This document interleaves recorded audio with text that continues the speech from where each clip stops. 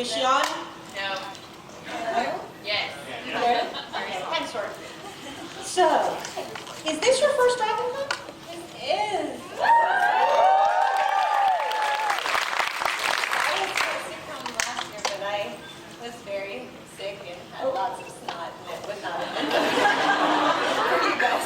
See, this is what you don't get at other cons. Is somebody saying, you know, I was sick last year and there would have been lots of snot. And, you know, you don't get that at some other con that's on the West Coast. Nobody does.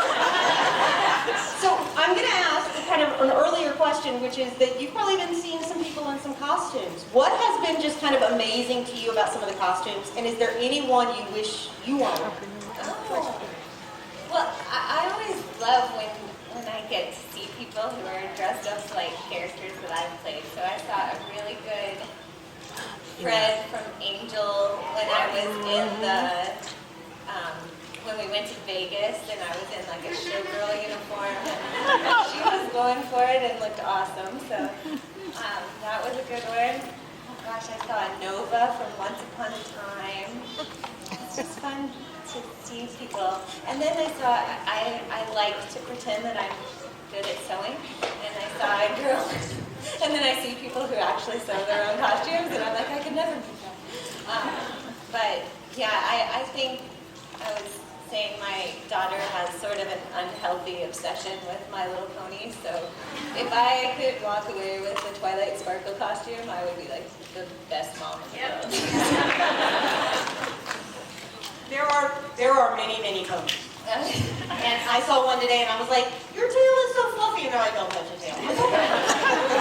We've got our first question from the audience. Please remember, if you have a Q&A, come on over here and get in line. I have people lining. Hey, awesome. Hello, I'm Sarah. Hi. I'm really happy to make it this year because I was sat right here. But being sick is understandable.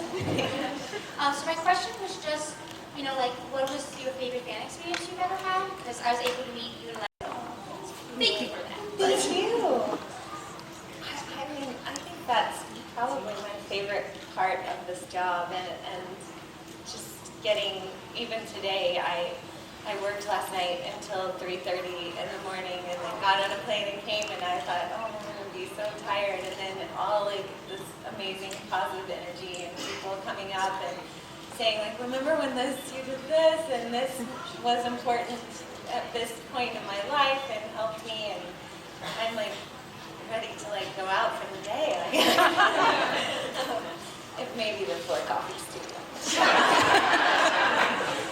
But yeah, it's been really neat, and I think Much Ado was a really special fan moment for us because we didn't know that movie would even be seen by people. We kind of thought Joss Whedon, who directed the movie, was going to maybe make it on his iPhone and have it like his home theater system or something. So I think it's been really neat to see how many teachers have come up and said that they use that movie in their classrooms, and how students and a lot of younger kids who have said that they've gotten introduced to Shakespeare through that movie. That's been just a really neat experience to be able to feel like, oh, I hope someone learned something. Thank you. By the way, you were way too pretty. I want to tell you my Much Ado story. We watched it with my son, who's 15, and he's not here so I can embarrass him. And I was like, isn't this a wonderful thing? And at the end of it, he said, well, I would have liked it more if you hadn't made me watch it. Oh. I'm your mom. That still counts. It still is. But he did like it, though. He did. So, come on, we got another question. Hello. Hi. Person of Interest ended in a dark manner. So I'm wondering, can you tell me anything at all about what might? Well, I was surprised because so many people today have come up and said that they thought that the show was over based on the season finale. And I was like, no, you've got to keep watching. We just moved to New York. I moved my whole family there. But yes, what has been really fun about the start of the season and ending last season is that when we left, when Shaw and I went into Samaritan and gave everybody the envelope, I gave everybody their new identities. It was kind of like all summer we were waiting to see, like, ooh, who am I gonna be? It was like you were cast on a new show and a new part. We just didn't know what to expect. So it's been really fun getting to hide from Samaritan in plain sight and have, you know, different identities that we all get to play with and see. You know, the writers are so great and they make people do funny things. I can't say very much or they'll kill me. I understand, thank you. Thank you. Nobody got made into a barista? Well, Okay, not asking. All right, come on. Hi, Amy. First, I want to say, you know, I'm pretty sure everyone can agree. Thank you very much for coming to DragonCon.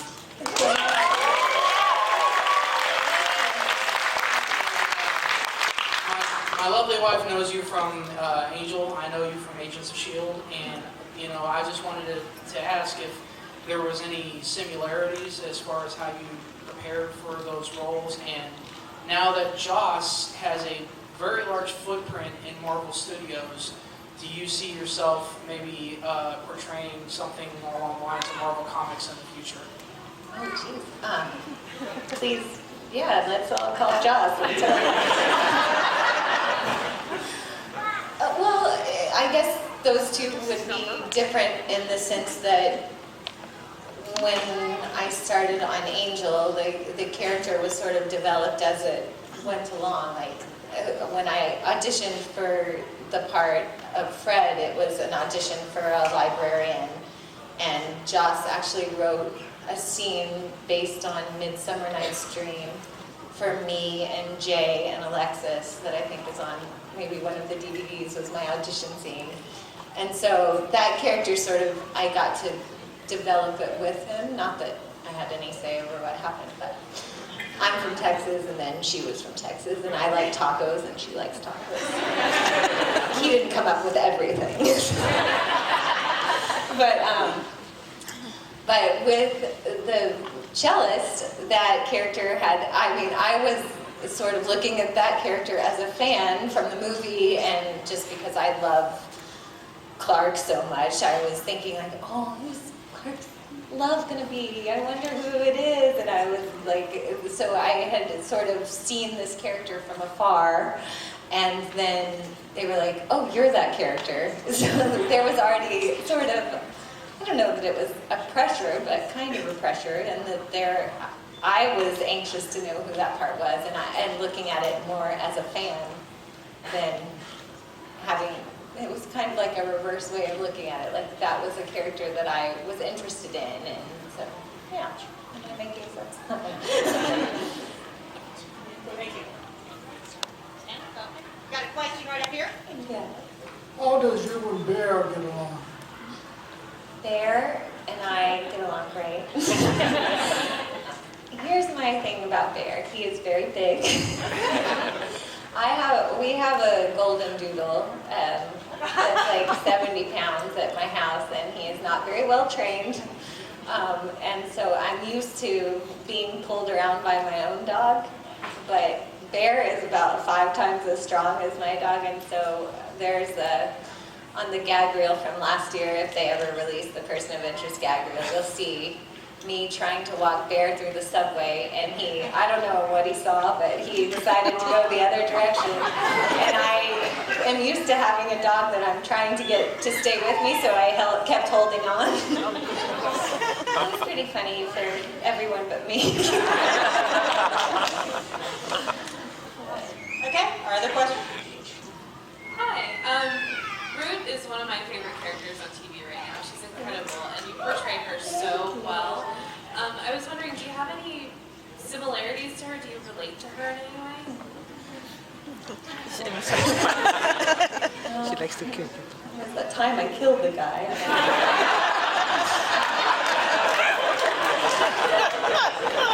Yeah, this has actually been a really fun part for me to play because I feel like she is so, I really feel like I get to play a character when I'm playing her. Like even wearing like leather jackets. Like I feel like if I put a leather jacket on and was walking down the street, I would be like, everyone's looking at me like I'm in a costume. But so it's nice that she has like this style that's so not my normal, like frou-frou girly style, and just her knowledge of technology and her sort of mission to want to, for so long, to set the machine free, and now to have the machine in control, and making sure I'm not saying things that you haven't seen yet, and other things that she wants.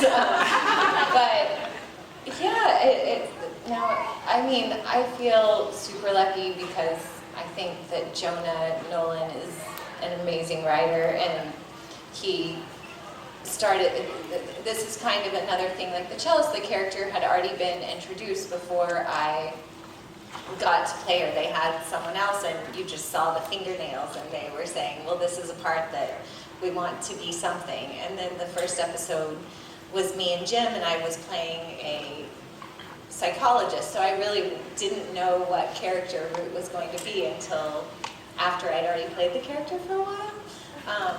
And it's just, I just love getting the scripts, because the writers, I can't even comprehend how their mind works, how they can, you know, you'll read a script and they'll have like a blue piece of paper, and then 50 pages later that means something, and I'm just like, oh, I forgot about that.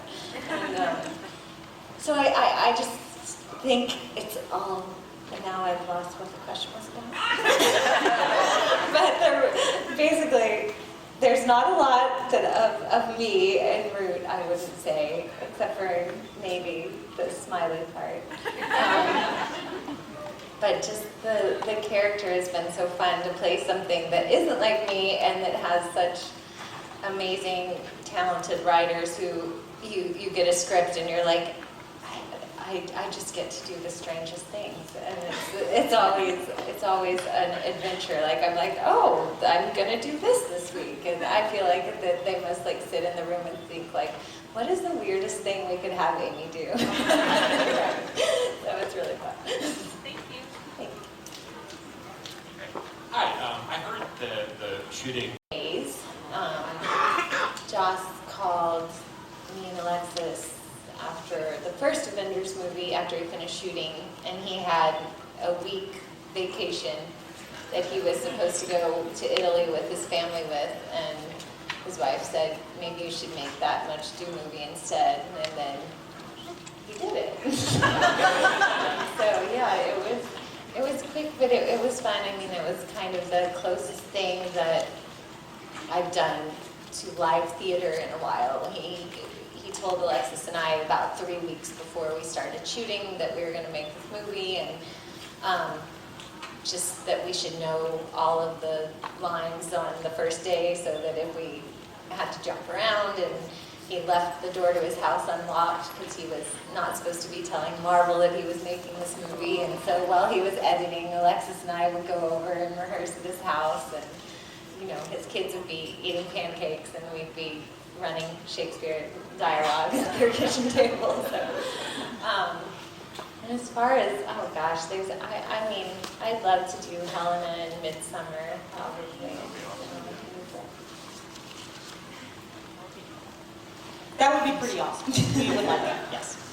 You kind of stole my question, but I loved doing Much Ado, and I was just wondering, had you done Shakespeare before? Have you done a live or for anything else, high school, whatever? Yeah,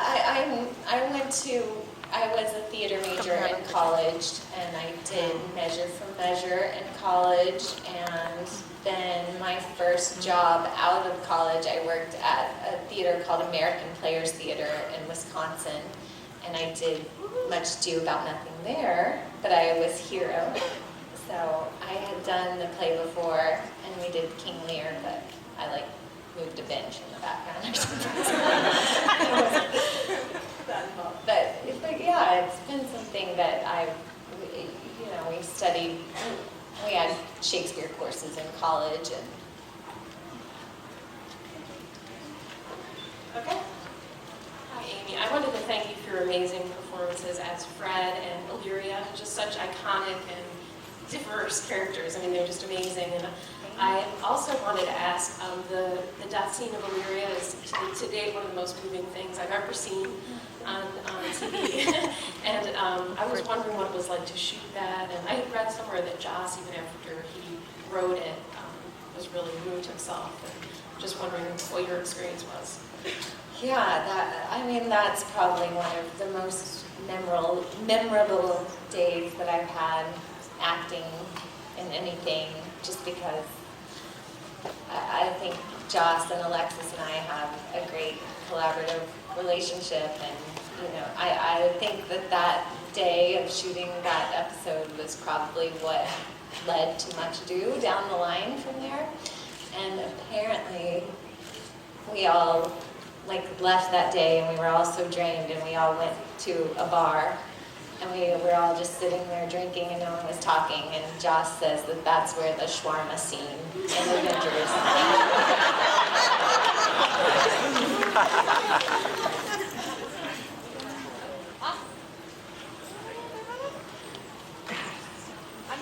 I'm not fast enough, sorry. No. Hi. First, I want to give you a shout out and say, yay, Texas. Wait, are you Texas A&M or Texas U? I'm the University of Texas. Yay, okay, that's fine. I went to SMU. Wow. That's fine too. I'm a Carolina Gamecocks fan and I don't want to talk about A&M. All right. Okay, this is about Ruth's character arc. I kind of want to know your thoughts on it, because when we first meet her, she's like this vigilante with this incredibly direct, no one can get in her way, no one is on her side, to the end of this season where she takes care of that team of people. She is collected and takes them away so they won't get hurt, and takes care of the entire POI team as they're going off. And so I kind of wanted your thoughts on that and where you would like to see her go from there even. Yeah, I mean, that's been just another, I feel like I've been so privileged with the parts that I've gotten to play, is that they've all been really sort of had journeys and transformed a lot, and I think Root has been a really great example of that. And I mean, it's another thing about the writers, I didn't know where it was going to go when I signed on. I just kind of thought I was a bad guy. And so the fact that I think it was an important episode when I got my ear cut off, and then once the machine really became part of me. But I never really, I say I thought I was a bad guy, but in a certain sense, I feel like she's always had the same objective, which is to, make sure the machine reaches her fullest potential. And so the journey has been exciting for me, just to see how they've gotten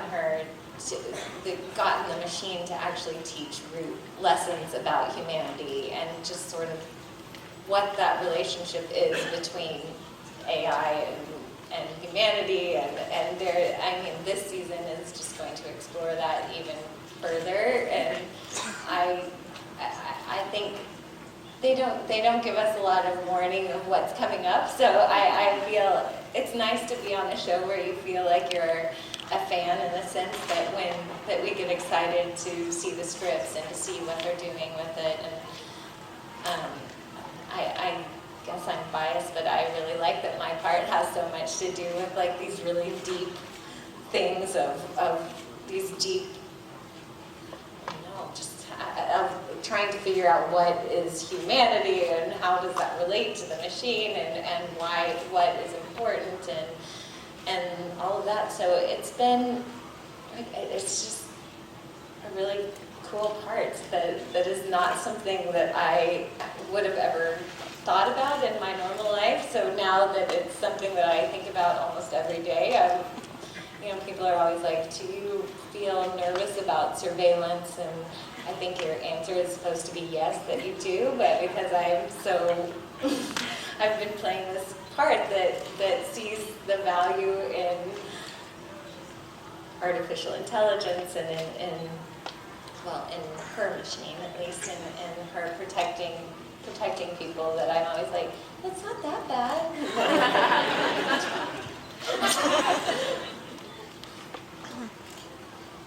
Hello, big fan. Since the beginning of Person of Interest, it started off as a very masculine show, but with the addition of Root and Shaw, you kind of leveled the playing field. What is the dynamic of the females versus the males on the show? You mean as actors or? Yes. Just, Yes, as actors. oh, well, I mean, Michael and Jim couldn't be more loving guys. I mean, they're just both so sweet, and it's the great thing about the show is that I think when you watch it more, you see like that the women are strong and playing these amazing parts that you don't really see women play on TV very often. But when you talk to the writers or you read the scripts, it's kind of like they don't think of it of like, well, Shaw's going to do that and it'll be cool because she's a woman. They're just like, well, Shaw would do that. And so it doesn't feel as much like, I don't know, Sarah always says good answers about women and being powerful. But I feel like, to me, it just feels like they do what they're supposed to do. Like, it just feels like Root doesn't think like, oh, a girl wouldn't do this, or Shaw doesn't. There's no line of what a male or female would do. It's just they write characters who have objectives and fulfill them. And it's nice that they're not like just the honey waving goodbye at the door or cooking dinner at the stove. But I guess I've been spoiled because I've been on so many shows where women are not treated like that, and women are holding guns or protecting the boys or doing whatever, and it seems like that's just the way it is. I think what was great, and I'm going to paraphrase it, was when you have to work at the makeup counter. And it's like, Yeah. what would be the best place to hide us? Right here in fragrances and makeup and pretty dresses. So I was very, very non-stereotypical, which was awesome. You're welcome.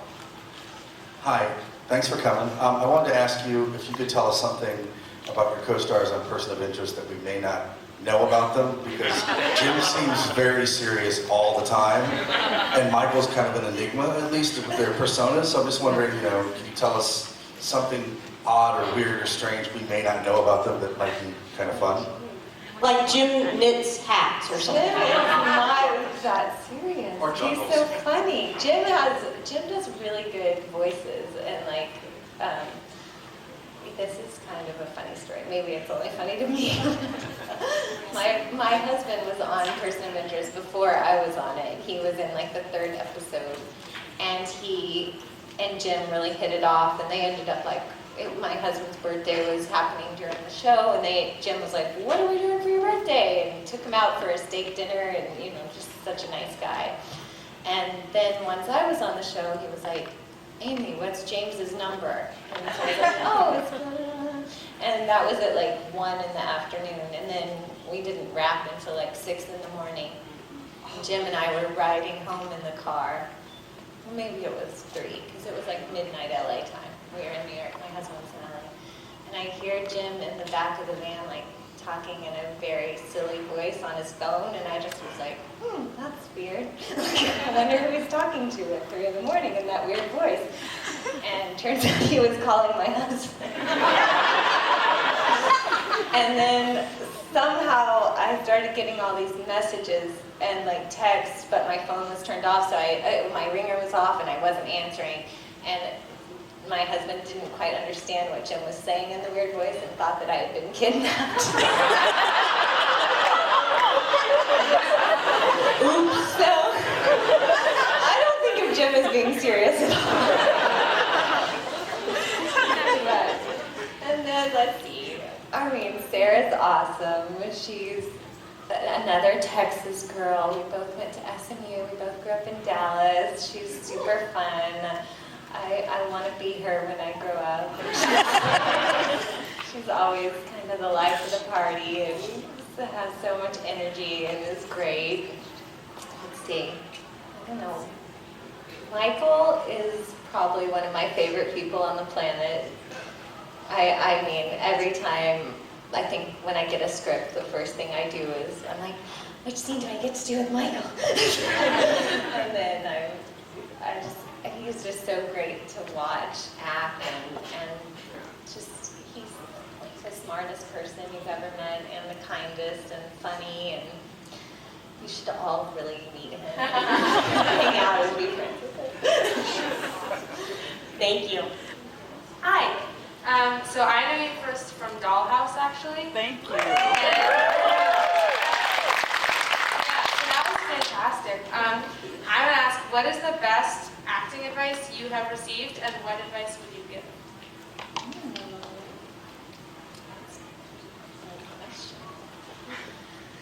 Oh, geez. Best acting advice.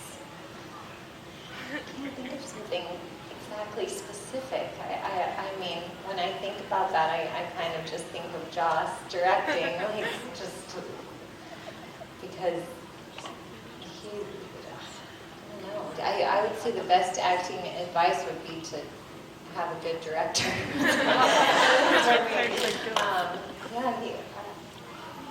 I think of Dollhouse, and like, I remember there was a scene with me and Fran at the beginning of season 2 that Joss wrote, and he came in and directed that scene. I don't remember if he was directing the whole episode, but we started out that scene, and Fran and I were both doing something completely different, and the way that he was able to talk to us and make it feel like that we had made these great ideas, that we were like, oh, what if I did this? And then like after I left, I realized, wait, that's what Joss was telling me to do, and I just pretended he was making me, he has a way of making you feel like that you came up with a brilliant idea, but it was actually him. So, but yeah.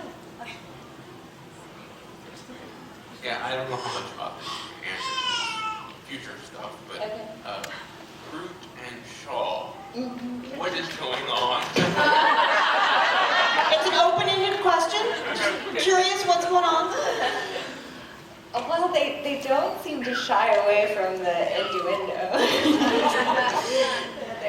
I think they, you know, at the beginning when it started with us, I always felt like that Root likes Shaw and admires her and thinks that she's totally cool and badass and just thinks that she's awesome and wants, and then her way of sort of controlling Shaw is to flirt with her because she knows that Shaw hates it.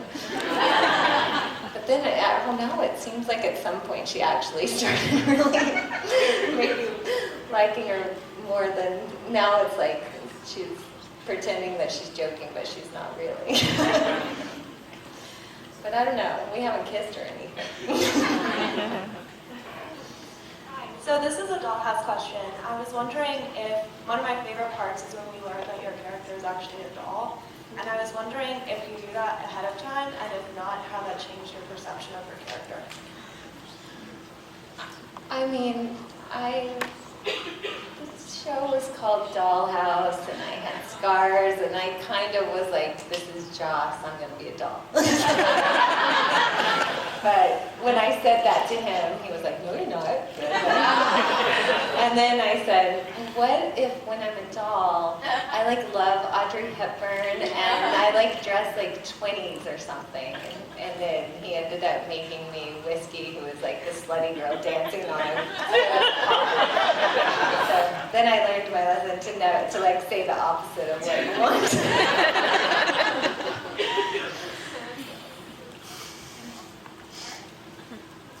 Hello again. Are you scheduled to return to starring in Agents of S.H.I.E.L.D.? They haven't asked me anything yet, so not that I know of. Thank you.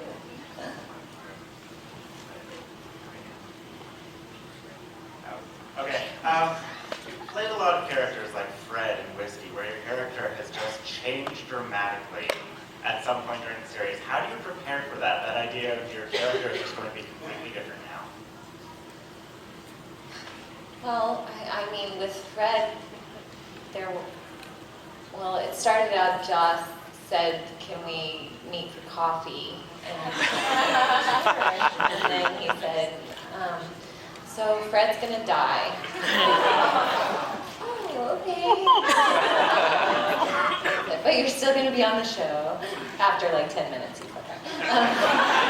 But we had, that was probably in October, and I didn't actually start the part of being Illyria until after Christmas. And Joss had Alexis and I over to his house, and he had some like weird lights in his kitchen that were all, you could change the kitchen to be different colors, and so he was playing around with colors, and we were reading these scenes that he wrote that weren't actually in the thing, and he was talking about wanting her to kind of move like an insect, and then he like switched on the blue lights, and then we were like, oh, that's cool, let's do that.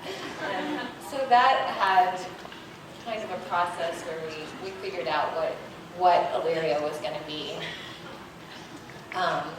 With Dollhouse, it, like I said, I was not prepared to be dancing and making out with people and torturing them. So that just kind of, we just kind of went with changing it. But I mean, to me, that's always my favorite part of things is getting to change, and that's, again, why getting to play Root has been so much fun, is because I feel like there's still so many places that she can go, and now having part of the machine inside implanted into my brain, and what's that going to do, and what are the repercussions of that, and all of these things of how that's going to change her as a person, or, you know, I'm always like, am I going to become a robot? What's going to happen? So I think that I don't know if I guess I don't get to choose which parts I have, but I feel really lucky that the parts that I have get to have so much change and get to be so drastically different from one season to the next, or one episode to the next. And I think that's probably my favorite part of acting, and getting to do so many different things. Okay, thank you. Okay. Love your work so far. So far. Until we see the next role. We're really excited about the next role, right? Go for it. Yeah. It's day 2. We're all very tired already. Be nice. I feel the same. Like, is this one going to be the worst? You and Alexis have such great chemistry, no matter what roles you're playing opposite each other. I was just wondering if it was possible that you, your husband, he, and Alison Hagen would actually be in the same production at the same time someday soon. Okay, I really didn't know where you were.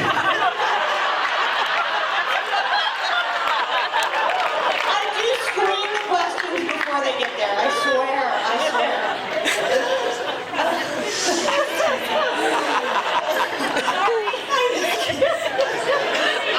That would be awesome. I mean, I would love to do that.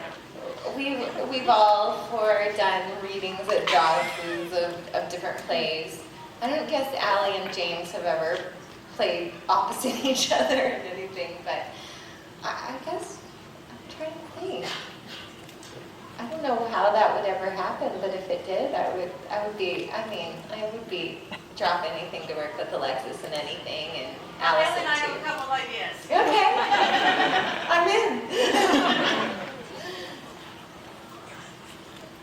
Who is your favorite member of the Person of Interest cast to work with, and why is it Bear?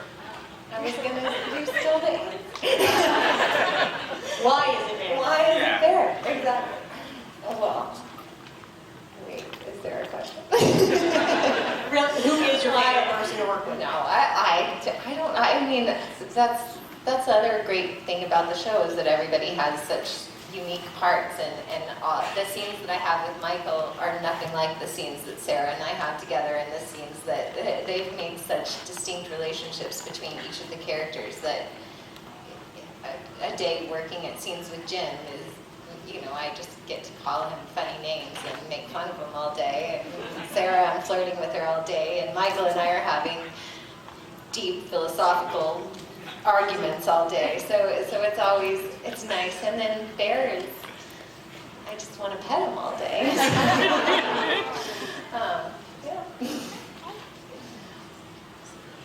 Hi, Amy. Very fond of Dollhouse. I found that the sadness of Dr. Saunders is really interesting, even before she found out she was a doll.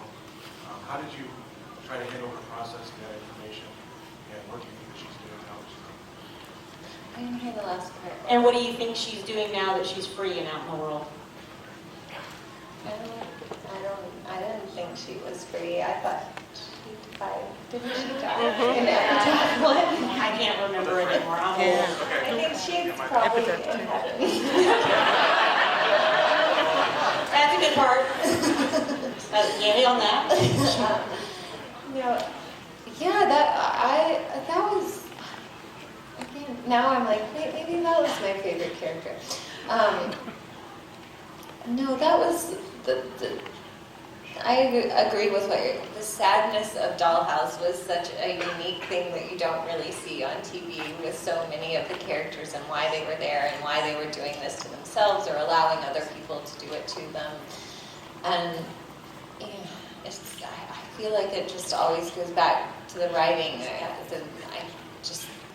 What comes to mind is, I was going to say that scene with Fran that I was talking about before, or I remember a scene with Harry Lennox where he was like talking about my scars, and there was like some really beautiful line about, I like my scars, I think they bring out my eyes or something, and just like the thought of like someone who's so trying to heal from what's happened to them, and then at the same time doesn't even know who they are, and trying to struggle with being someone that they don't even know is a real person. I don't know, there's all these complicated things that I think that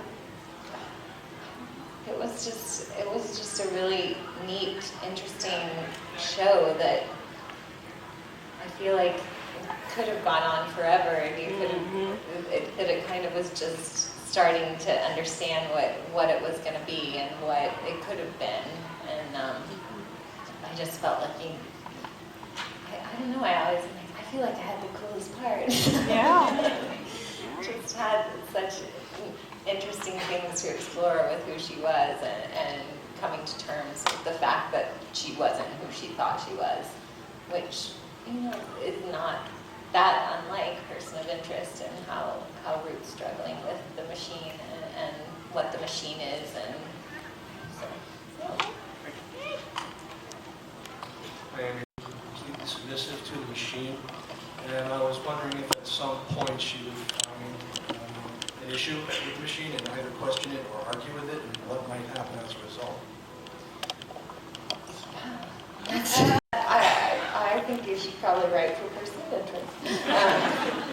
No, I think as an actor that's something that I can't, because we're not there.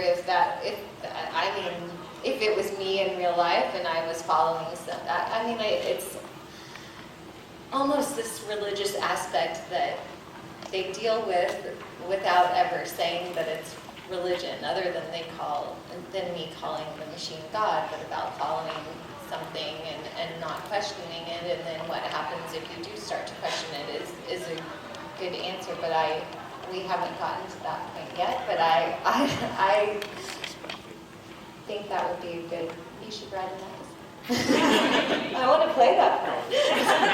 Very good. Here we go. Hi, I really, really love your work as Beatrice, and Much Ado About Nothing is actually my favorite movie right now. Smart girl. Smart people here at DragonCon. We like that. Okay. So I was wondering, besides the very different characters, how is it different to do the same play on stage versus on screen? Well, I was a lot younger also when I played here, but it was really different, and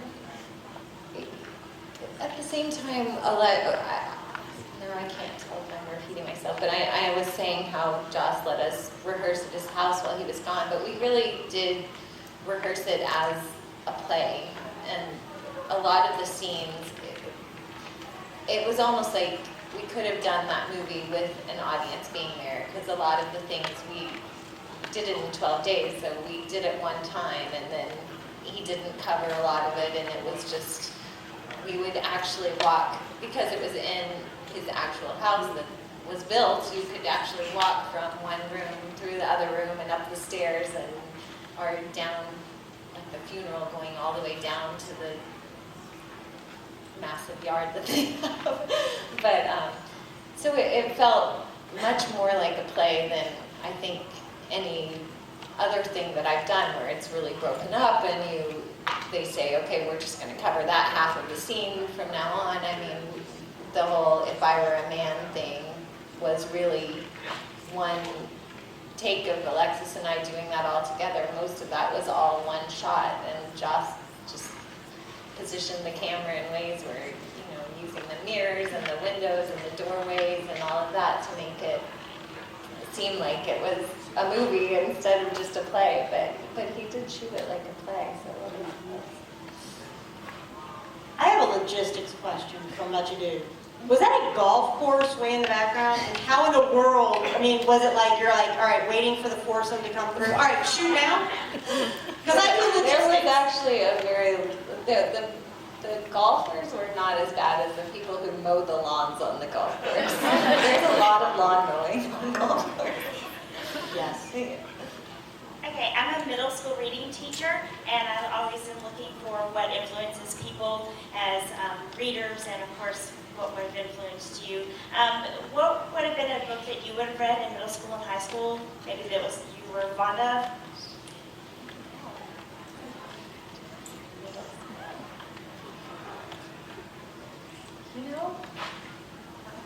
Now I'm like, wait, when is that middle school? My kids are all, we're trying to get our 8 and 9-year-old, my 9-year-old loves to read, my 8-year-old hates to read, so I've been trying to remember books that I love. What's something you would tell your 9-year-old to read right now? Well, he just finished Hugo Cabaret, which was great, and he started Bridge to Terabithia, but I'm sure there's like more modern books that I should be telling him. So That's a book for the middle grade genre, so that works. Thank you.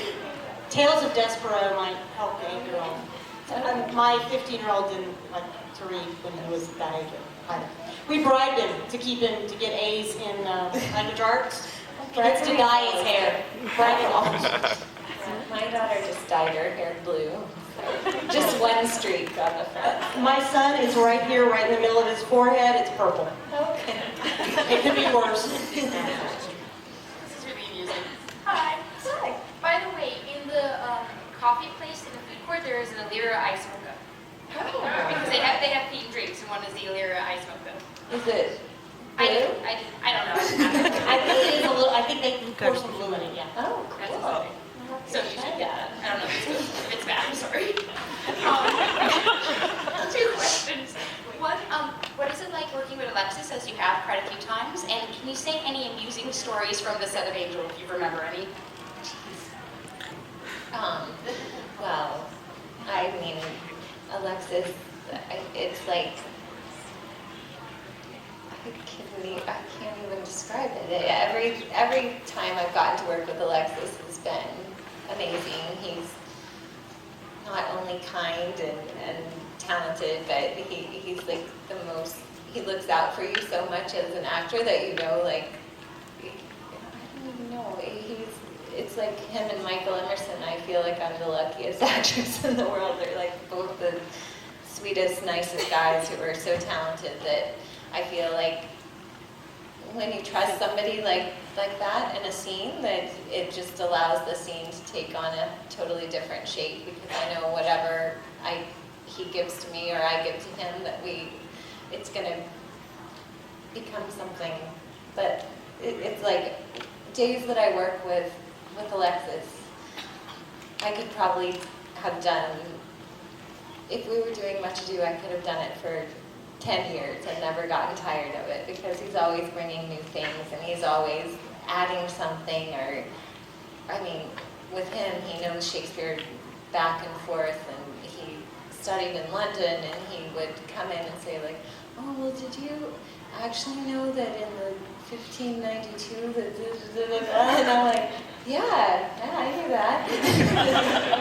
But then it'll be something that somehow is like, gives you a new take on a line that you've said 14 times, and then it's like, oh, he just has so many great ideas. And I love him too, so he should be a friend also. Come on up. Hi, I don't know, I know some actors don't watch their own work, but I was wondering, what's your favorite episode of Person of Interest, and if you don't watch it, what's the favorite one that you read? Like the favorite one that I'm in, or favorite one just in general that you're in? I'm trying to think of, I have favorite ones for different reasons. I mean, I really liked when I was in that one speech that I got to do that Jonah wrote that was in the psychiatric hospital when I got to like dig into the doctor. That was really fun. And I liked being tortured by Cameron Manheim.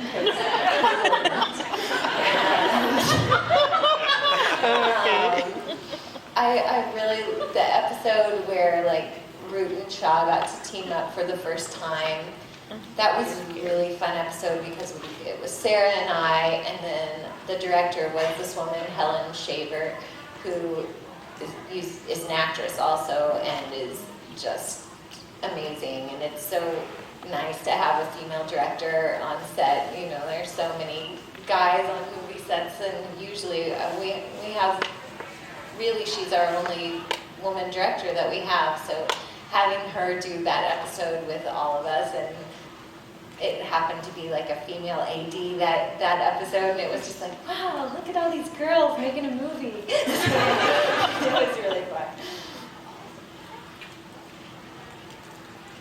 Now that the Angel and Alara storylines have continued in the comics, I was wondering if you kept up with the character and what you thought of it, disagreed with where it's going, or you liked where it's going. I haven't seen very much. I mean, I've seen a couple of just the covers of the comic books, but there's probably, has it been going since Angel ended? No. No, they just started later in like season 6 and season 7, whatever, like continuing. I think they're on season 7 right now. Oh, wow. Yes. Well, no, I haven't read it yet. You're not getting any residuals. So maybe I'll go over to the other side after this.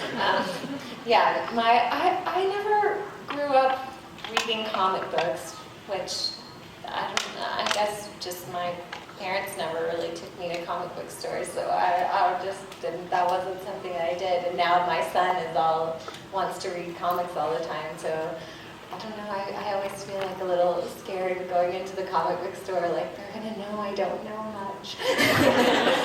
So I took him and I was like, oh, we're looking for a comic book, and they were like, oh, well, this and this and this, and finally I was like feeling like that they didn't think I had any street cred, and I was like, I think I'm on that one. And then that helped. My favorite comic book story is I'm the one in my family, myself and my son, my husband does not. We read comic books. And one of the things that's been I read the Secret Avengers. And one of the things that's been really funny is people will look at my husband as he walks in and go, so what's your pull? And he goes, I'm like, my pull is She-Hulk, Grimm, and Secret Avengers. And they're like, sorry, man. So, it's a lot of fun to mess with comic book people. Just a quick question. So you've seen all the great costumes? Yes. You've seen all the cosplay? Not all of it. No, not all. In the room. You've seen a lot of cosplay. Yes. So if you could dress up and nobody would know it's you, what would you be in? Well, actually, I think I would go Little Pony if that. I'm not sure. I would do it. Ava, my daughter, always calls Fluttershy, so I usually end up being like, I mean, she always calls Twilight, so I usually end up going Fluttershy or Applejack. There we go.